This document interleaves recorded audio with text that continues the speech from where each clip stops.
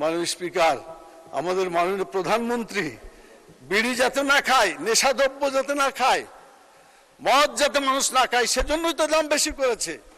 এজন্য তাকে ধন্যবাদ আমরা জানাই।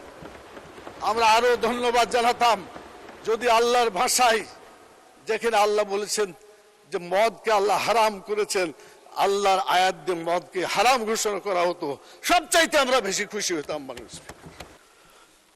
মদ এবং বিড়ির কথা বলা হয়েছে। আমাদের মাননীয় সংসদ সদস্য গয়েশ্বর রায় এখানে নাই, তিনি কালকে বললেন যে বিড়ির দামটা একটু কমাইলে ভালো হতো। মাননীয় স্পিকার, আমাদের মাননীয় প্রধানমন্ত্রী বিড়ি যাতে না খায়, নেশাদ্রব্য যাতে না খায়, মদ যাতে মানুষ না খায়, সেজন্যই তো দাম বেশি করেছে। এজন্য তাকে ধন্যবাদ আমরা জানাই। আমরা আরো ধন্যবাদ জানাতাম যদি আল্লাহর ভাষায়, যেখানে আল্লাহ বলেছেন যে মদকে আল্লাহ হারাম করেছেন, আল্লাহর আয়াত দিয়ে মদকে হারাম ঘোষণা করা হতো, সবচাইতে আমরা বেশি খুশি হতাম। মানুষ এজন্য উনি বিড়ির কথা কমাইতে বললেন কেন আমি বুঝলাম না। তো যাই হোক, এটা মাননীয় প্রধানমন্ত্রী দেখবেন, ওনাদেরই লোক, উনি চাচ্ছেন এটা কমাইতে, আর এটা আরো বৃদ্ধি হোক। এটাই পরস্পর এই কথাগুলা দলের শৃঙ্খলা পরিপন্থী বলেও আমার কাছে মনে হয়। একজন বলেছেন, আমাদের মাননীয় মহিলা সদস্যা, তিনি বলেছিলেন যে কওমি মাদ্রাসা নাকি এটা খারাপ জিনিস। আমি বলবো যে না, কওমি মাদ্রাসা জি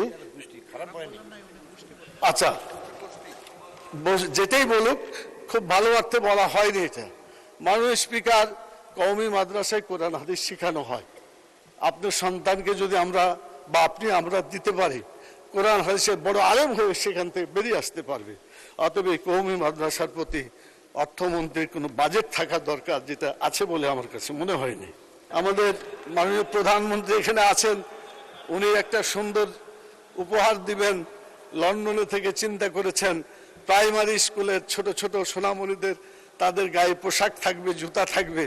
আমি মাননীয় প্রধানমন্ত্রীকে বলবো, মাদ্রাসায় যারা লেখাপড়া করে তার মধ্যে কি সেগুলো অন্তর্ভুক্ত আছে?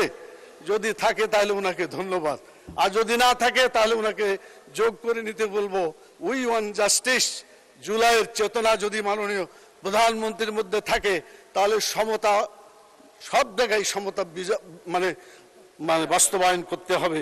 আমি দাবি করছি মাদ্রাসার ছাত্রদেরও যাতে পায়ে জুতা থাকে, তাদের শরীরে জামা থাকে, তাদেরকেও দেখতে ভালো লাগবে। মাননীয় স্পিকার।